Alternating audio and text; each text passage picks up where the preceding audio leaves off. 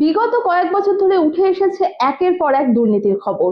শিক্ষা, স্বাস্থ্য, কয়লা, রেশন, কোথায় নেই দুর্নীতি? কিন্তু এবার জানা গেল এক অদ্ভুত ঘটনার কথা। আমরা খবর পাই একটি সরকারি স্কুলের প্রধান শিক্ষকের মদতে স্কুল বাড়ির দোতলা ঘর দখল করে বেশ কয়েক মাস ধরে বসবাস করছে একটি পরিবার। এটাও কি সম্ভব? আমরা পৌঁছে যাই নদিয়ার কৃষ্ণনগর দক্ষিণ বিধানসভার অন্তর্গত ভাতজাংলা পঞ্চায়েতের বারুইহুদার স্বামী বিবেকানন্দ এসএসকে তে। গিয়ে কি দেখলাম দেখুন আপনারা।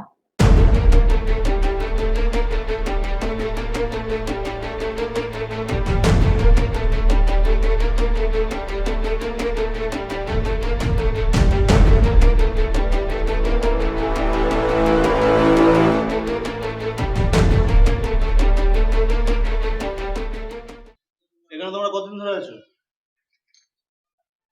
আমি 2 মাস ধরে এখানে আছি। 2 মাসও হয়নি, সামনে 1 তারিখ আসবে, তারপর 2 মাস হবে। হ্যাঁ, আর 1 তারিখ। হ্যাঁ, এটা কার কাছ থেকে নিয়েছো? কি স্কুল একটা?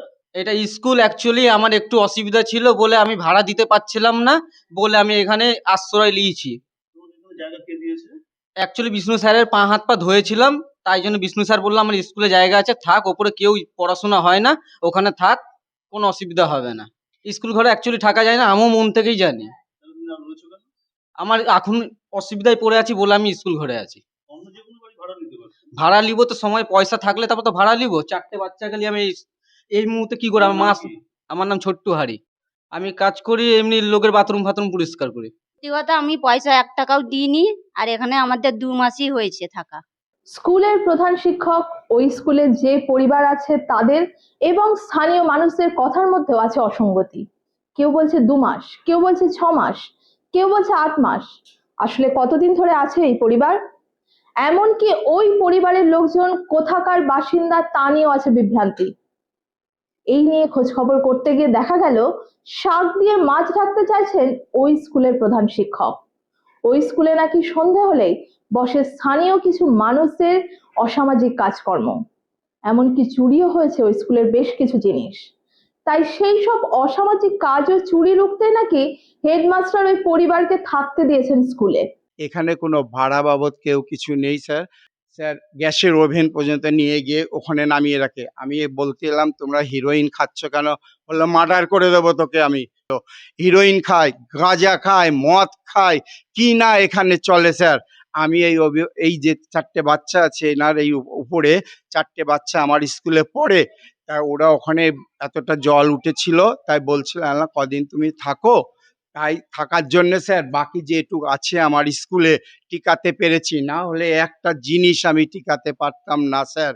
এই চোর শেষে ঠেকানোর জন্যে আমি বললাম তুই কদিন, ও তো ভাড়া বাড়ি খুঁজছে, বাড়িতে অশান্তি করে আমাকে বললো, এসে কান্নাকাটি করলো। বললাম কদিন তুমি এখানে থাকো। আমার তো আর আগে ছিল 140টা স্টুডেন্ট স্যার, এখন অত স্টুডেন্ট নেই আমার। আমার স্টুডেন্ট আছে স্যার 52 জন। স্যার আমি শুধু আমার স্কুলটাকে জিনিসপত্র বাঁচানোর জন্য। না স্যার, নিয়ম বহির্ভূত রাখা যায় না।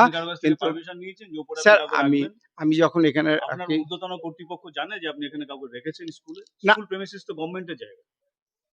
হ্যাঁ, প্রেমিসিস তো সরকারি। হ্যাঁ স্যার, সরকারি অবশ্যই যা জায়গাতে জায়গাটা। দোতলাতে আপনি কাউকে আপনার ইচ্ছে হবে আপনি রাখবেন। না স্যার, এটা কি সম্ভব? স্যার না, সেটা সম্ভব নয়। আপনি রেখেছেন আমার কিভাবে? মানে স্যার আইনগত কি ছিল আপনার? না কিভাবে রাখলেন আপনি? স্যার, আমার এই জিনিসপত্র যদি না থাকে, একটা জিনিস খাতাপত্র সব স্যার, খাতাপত্র সব লন্ডভন্ড করে ফেলে, আমার পক্ষে একটা খাতা দেখানো সম্ভব না। চুরি হচ্ছে তারা কি অন্য লোককে নিয়ে তার বাড়িতে ঢুকিয়ে রেখে দেবে? না স্যার, না হয় তো হয় না, এটা তো বেআইনি। এর আগের দিন আমি জানতে পারি, জানতে পারার পর আসি, এসে ওদের যারা ছিলেন তাদের বাচ্চারা ছিলেন, গার্জেনগুলো ছিল না। তা আমি এসে বলে যাই, যথারীতি জানানোর পরে আশেপাশের লোকের কাছেও খোঁজখবর নিই যে তারা ভাড়া আছে। এলাকাবাসীর কাছ থেকে জানার পরে আমরা আসি, এসে এটা টোটালটা ভিডিও করি। করার পরে আমরা যথারীতি সাধনদাকে জানাই, পঞ্চায়েত প্রধানকে জানাই। তারা তাদের মতো করে পদক্ষেপ নিয়েছে, সেই আশ্বাসটা আমাদের দিয়েছিল। আমরা চাইছি স্কুলে পড়াশোনা হোক, স্কুল ঘরটা হচ্ছে খালি হয়ে যাক, ছাত্ররা যথারীতি আবার আসুক, তারা স্কুল করুক। চুরি হতো না, যারা হয়তো রাত্রে কোনোদিন কেউ চুরি করে একটা মোটর খুলে নিয়ে গেল, কিন্তু এই স্কুলে পড়াশোনা হয় না। স্কুলে মাস্টার দিদিমণিরা আসে 12টার সময় বেলা। ঠিক আছে, আমার কাছে স্কুল থাকতে আমি কেন লাইন পার হয়ে 1 কিলোমিটার দূরে যাবো? আপনার বাচ্চা কর্ম হয়। হ্যাঁ হয়েছে।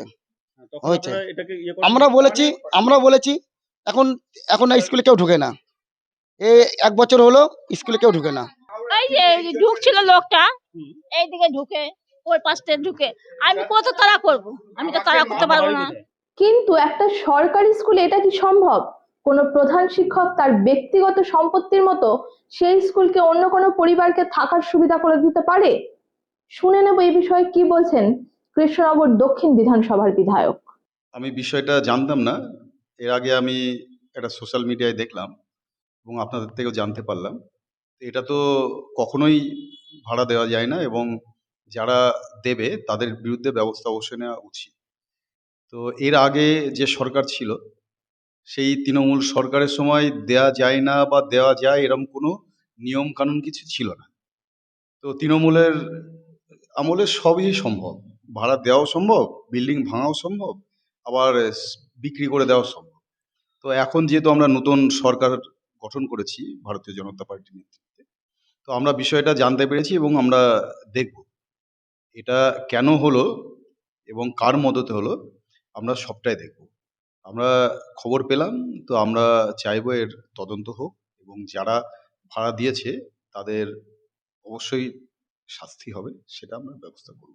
আমরা ফিরে আসবো অন্য কোনো খবর নিয়ে আপনাদের সামনে। আপনাদের চোখ থাকুক ডিজি বাংলায়।